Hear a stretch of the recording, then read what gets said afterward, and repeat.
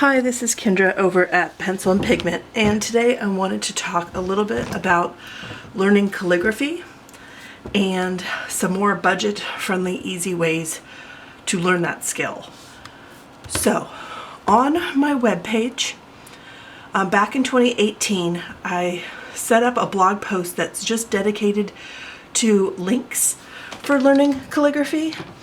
And there's a bunch of practice sheets from a bunch of different calligraphers, and there's a series of guide sheets which look like this.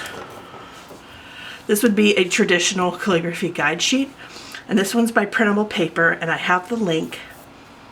You don't need to go out and buy a huge notepad of a special calligraphy paper when you can just print sheets off at home. See if you like it, see if this is a skill you want to learn, if, how do I put this politely? If you have a tendency to change your mind a lot about different skills and creative hobbies, then I would say don't invest a huge chunk of money into it right away. There are ways to keep the price down. And I would say the easiest way would be to print your own paper and buy a single Tombow brush pen. These pens are dual-sided. There's a little tiny bullet tip, and this side is the brush. And the brush is about 1/2 inch long. And this pen is perfect for just starting out practicing calligraphy. Because I think one of the common misconceptions of learning calligraphy is that you're going to learn it instantly. You're going to pick it up within a week. And when you think back on your childhood and when you were learning to write, whether you were 3 years old, 5 years old, 7 years old, it took you years. And when they introduced cursive, my school in the city I grew up in taught cursive in 2nd grade, so I was like 8 years old. They spent an entire year on that. My husband learned cursive in 3rd grade. School years in the state of California in the United States are 180 days long. It was cursive every day. So learning calligraphy is an everyday practice. It has to be. It's an entirely new skill set with muscle memory that needs to be reiterated to be strengthened. So practice is progress. Just tell yourself that. And personally, so as not to get overwhelmed or just get bogged down by that whole notion or looking at other people's progress and comparisons, don't compare yourself to anyone else. This is you, and you are amazing just the way you are. 5 minutes a day. That's it. Set a timer. Set 5 minutes in between songs, in between a TV show, in between cooking. I have a cheap composition, this is graph paper, and this is what I used to practice. And I tried different titles and different words. I wrote on one side because there is ghosting, this is thinner paper. But learning calligraphy is the art of teaching yourself how to do thick lines and thin lines continuously. So that is an entirely new skill you need to train your hand to do, and it takes a ton of practice. These took me less than 5 minutes. I was not dedicating the proper amount of time to learning this skill. I spent like a minute a day, and obviously this is what my progress looked like. I went on, there are free website pages dedicated to fonts, and I went to one specifically called DaFont, and I typed in the word to see what it looked like in different calligraphy fonts so I could see what different letters look like. And I'll link a bunch of these things so you can make that work for you. This right here is from this pen, and this is an Itoya pen, and this is a chisel nib, and there's a smaller one, and that one is smashed. And here's a bigger chisel bullet nib, and I would say this is probably better if you want to learn Gothic calligraphy. See, this style is sort of more Gothic, but I was trying that here. There's also, if you are an illustrator and you have brush pens already that you use for drawing, this one is by Pentel and this is a longer brush, but this would also work for calligraphy. And this one is really cool because you can put extra cartridges and things in it.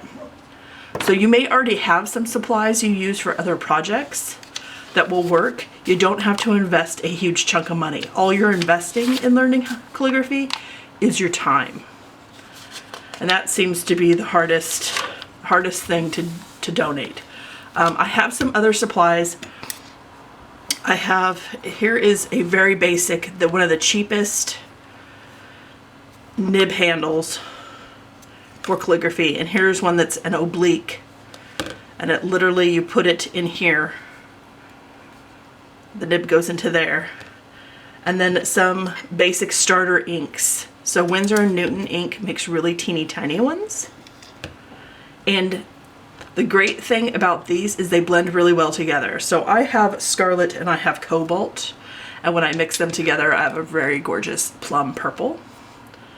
But I could easily do mixtures and get shade ranges in between those two because they mix so well together. And these are pretty budget, and you can buy them individually, and they also come in a kit. This right here is a folded pen. I would say this is more for advanced calligraphy, but I didn't buy a folded pen nib. I cut one from a LaCroix soda bottle. So this is just an aluminum nib, and I taped it onto a Harvey Le Pen that I hardly ever use and made my own. And I can link to templates if you want to make your own folded pen and try that as well. Here are some of my nibs.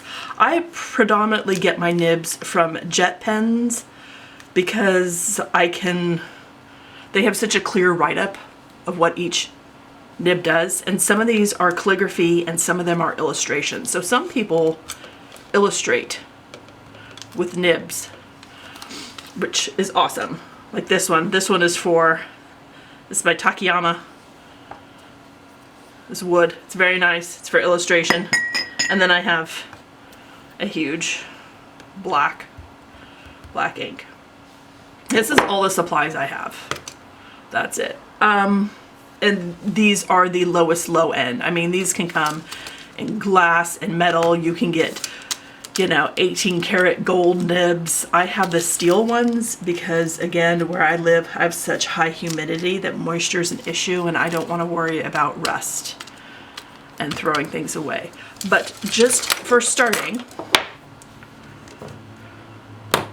look through your pens. If you have anyone with a brush tip, that is the perfect pen. All you're trying to master